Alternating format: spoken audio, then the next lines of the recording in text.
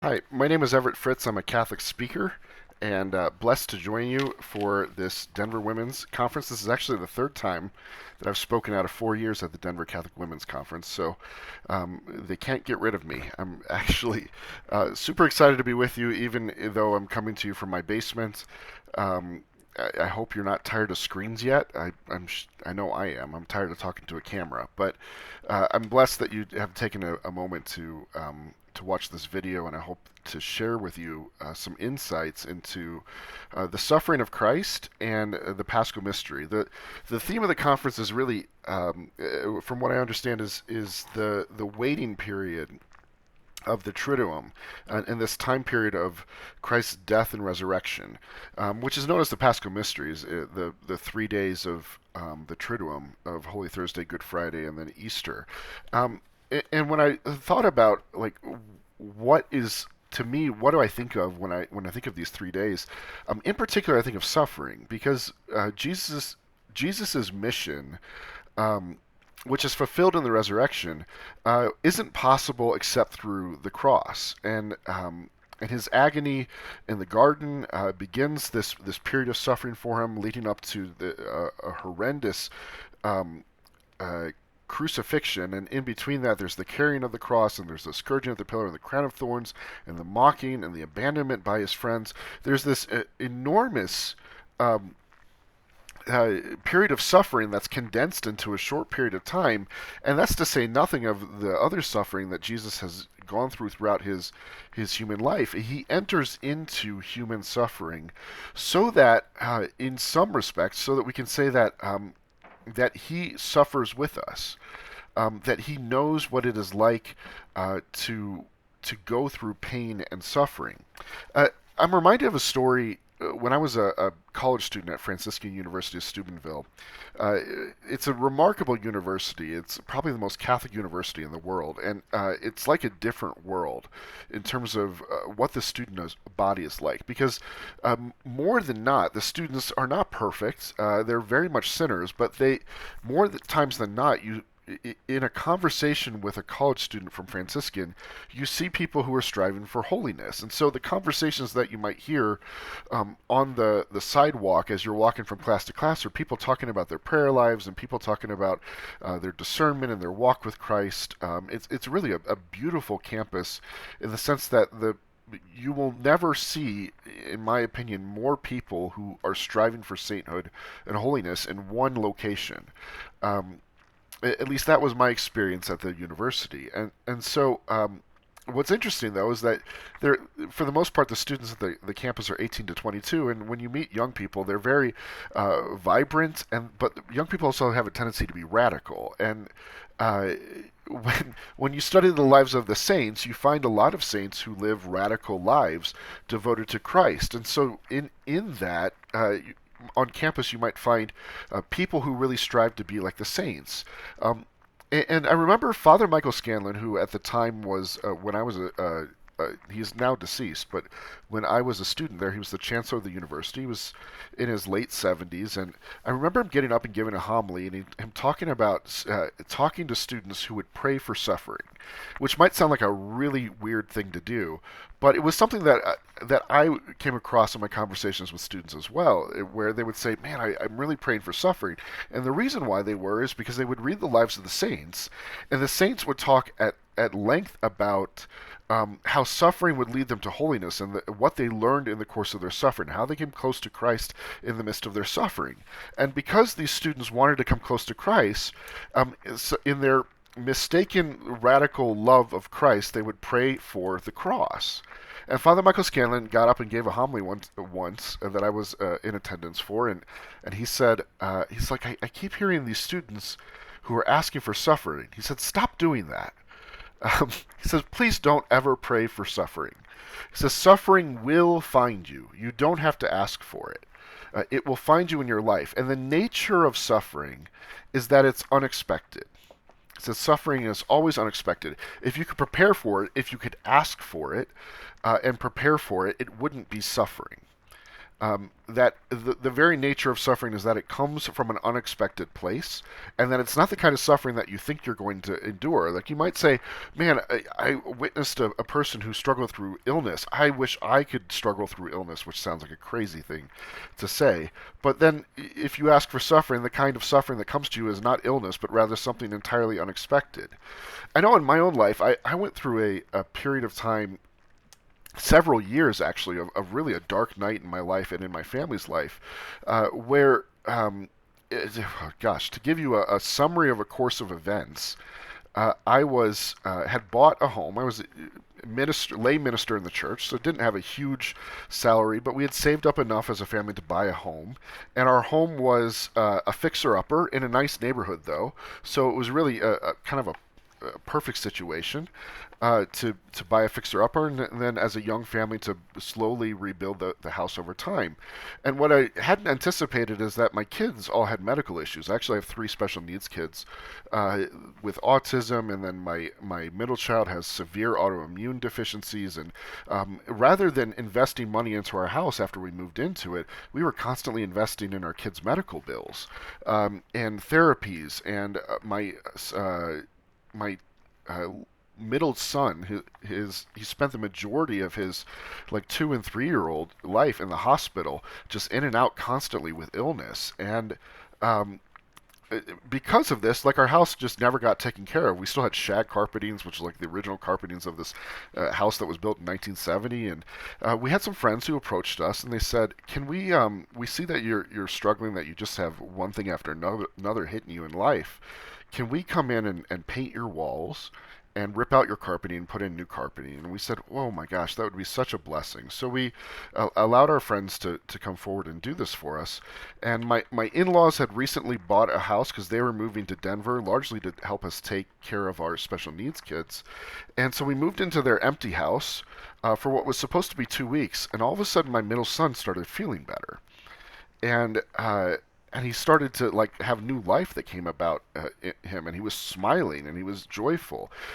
We started to realize that we started feeling better too, that we didn't realize how much of a physical fog we had been in. And then it occurred to us, I wonder if there's something in our house. So we started to rip out the walls, and we found that our entire house was covered in mold.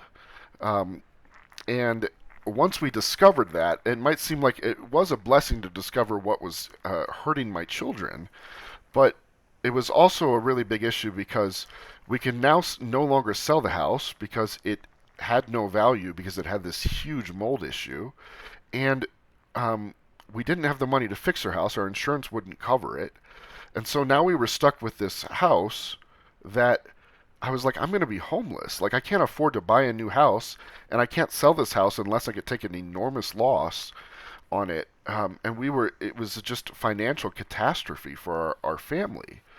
Um, and in the midst of this, and we prayed, and my wife and I came to the conclusion, you know what? We just need to trust the Lord and go through a process of trying to fix the house. And sure enough, we had friends that came forward. Our family members came forward. We had friends that threw a massive fundraiser for us. We had an older gentleman who came forward and said that he was a retired general contractor. He heard about our story from his local parish, and he wanted to help. And what help? When he said, I wanted to help, it turned into him taking over the project as the general contractor, which then basically turned into him rebuilding the house brick by brick himself, which took about 18 months. Now, it was amazing to me looking back on it now what the Lord put in our path and in our way to help us to lead us through this period of suffering in our life. And it was 18 months of suffering, but my in-laws allowed us to stay in their house rent free. We had these people who came forward. We had this fundraiser. I mean, and ultimately we got it done. And I'm sitting in our fixed house now. But it was a rough 18 months, and even several years after that. And I know that I was talking to my spiritual director, and I asked him, I was like, why is Jesus allowing this to happen to us?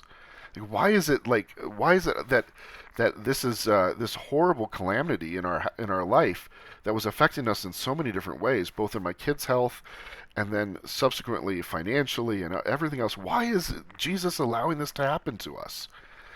And as we started to talk through and pray through things, I it had come out in spiritual direction that my marriage was really not in a great place, and that the the struggles in our life between our kids' special needs and then this issue had brought to surface some really big issues in our marriage and in our family that were leading to both my wife and I being unhappy. And my spiritual director said to me, he says, "Look, he says this house is a metaphor for your marriage and your family right now." He says there was something rotten at the core, and Jesus needed to strip it down to its foundation in order to get at it and heal it and fix it. Um, and I was like, "Oh, that makes some sense."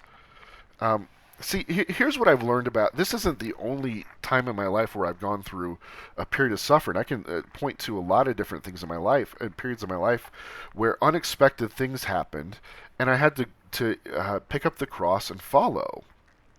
And what I've learned in those time periods is that, look, Jesus doesn't want us to suffer. He doesn't want us to be in pain.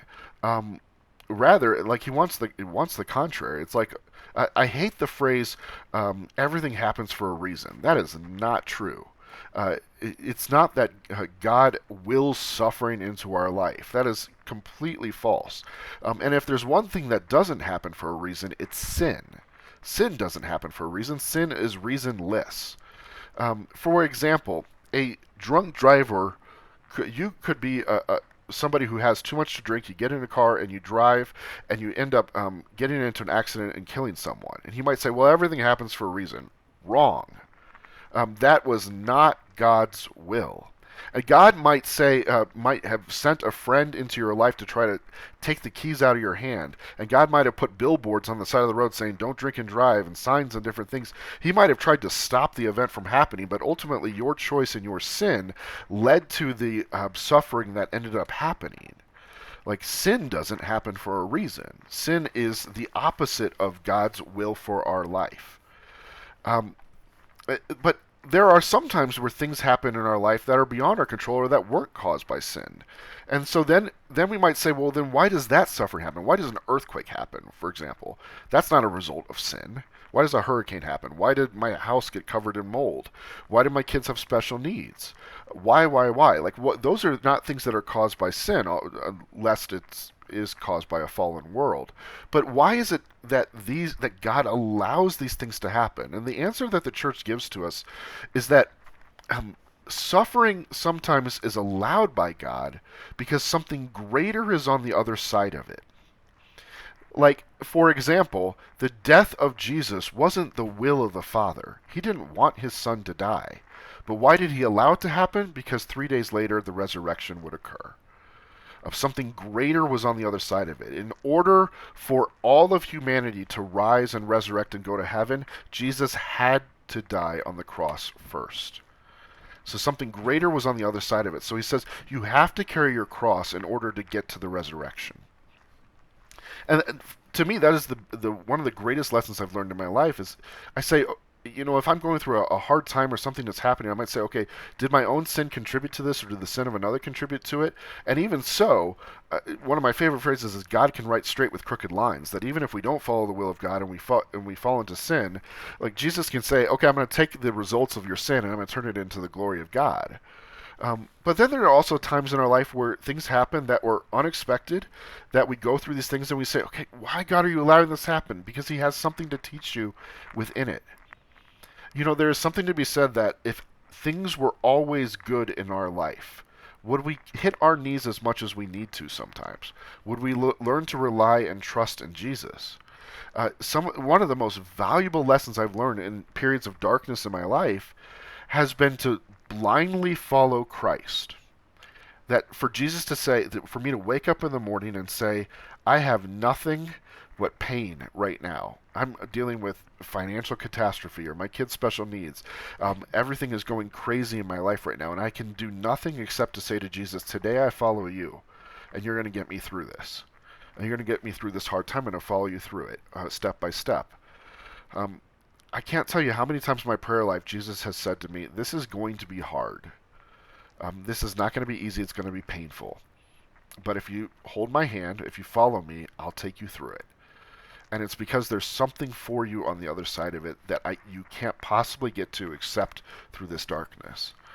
There has been enormous healing that has happened in my marriage just in the last even year, in the last 6 months even, where my wife and I could say that we're closer now than we've been in years to each other. And I can honestly say that there were things at the foundation of our marriage that have healed because of the crosses that we went through. My kids are in a healthier position now than they have been in their entire life. I can honestly say that that happened because of the cross that we carried and we went through. Um, uh, Crosses are hard, but they are sanctifying if we allow them to sanctify us. That's not to say that every suffering is going to result in you becoming holy. It's what you do with it that matters. I actually wrote my senior thesis on this in college, where I came to the realization that suffering is an opportunity. It's God's opportunity for us. The cross is God's opportunity for us to participate in our own salvation. That if we allow it to happen, and we pick up our cross and we follow, that day by day, as we hold and carry our cross and we embrace it, that we come to prayer, that we come closer to Him, He teaches us how to go through it into holiness and to love. Suffering represents a choice. Why do we in marriage make a vow where we say, I promise to love you in good times and bad, in sickness and health, I love you and honor you all the days of my life? You don't need a vow to love in the good times. Like, you're not going to go anywhere. You're not going to be like, well, I'm going to get a divorce. Why? Because my marriage is great. Because I'm so happy in my marriage. No, you take those vows. I promise to love you because the bad times will come. Because the sickness will come. Because these dark times will come. And you make that vow to say, I'm not going to leave you, but I'm going to go through it with you. And that is the very nature of a vow, and that's the vow that God makes to us. I'm not going to leave you, but I'm going to take you through it. And so, if you're going through a dark time in your life right now, we are in a pandemic right now. Lots of people have lost their jobs. There are many people who are suffering in small ways or in big ways. If you are in a dark time in your life, know that Christ is with you, and if you allow yourself to pick up your cross and follow, instead of falling into despair or brokenness, but if you allow the cross to sanctify you so that day by day you hit your knees and you come to Christ, that something greater is on the other side of it. That there is a resurrection that Christ is going to lead you to that would have not been possible had you not picked up your cross and follow. It is the paradox of Christianity. How do you live forever with God in heaven? How do you have eternal life? You have to die first. It is in weakness that we are strong. It is in following Christ that we find eternal life. It is in death that we live forever. It's the paradox of Christianity. So, as hard as it is, I had a witness of a mentor of mine when I was in college as well, who used to always say, every day he gave the example when he was leading prayer. He said, thank you, Lord, for the blessings of my life today. Those that are obvious to me and those that come in the form of a cross. That even the cross is a blessing. Why? Because it helps us to grow closer to Him who suffered on the cross as well. So that's what I leave you with. On this conference, I pray that your life is blessed and that you are in happy times. But if you are suffering at this moment, please take up your cross and follow. Pray every day. Pray to grow closer and pray that Jesus reveal the resurrection that is coming in your life. It may take months, it may take years for you to really see the fruitfulness of it, but I promise you, suffering brings fruit if you allow it to sanctify you. Know of my prayers, and thank you very much for attending this women's conference, even if it's virtual. I really appreciate your commitment to holiness and your commitment to grow in your faith.